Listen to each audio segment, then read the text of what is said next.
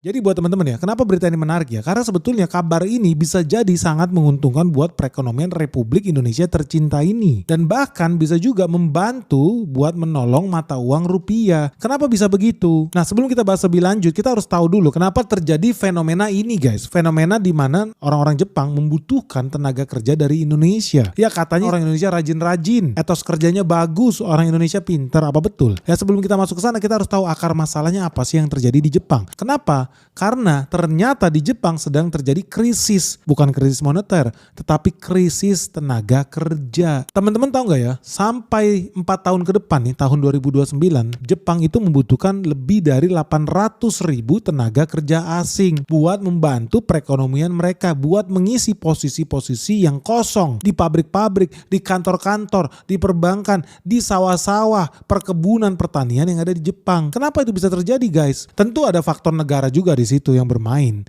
Tapi yang jelas ya, pemerintah Jepang memang udah mengakui keadaan darurat ini. Mereka mengakui bahwa negaranya kekurangan ratusan ribu tenaga kerja. Dan mereka akhirnya juga mengakui tanpa adanya pekerja asing, ekonomi Jepang bakal stagnan, bahkan nyungsep guys. Dan Jepang gak ada pilihan lain, mereka harus menambah tenaga kerja asing yang sampai 4 kali lipat sebelum tahun 2040 kalau mau negaranya tetap ada di planet bumi ini.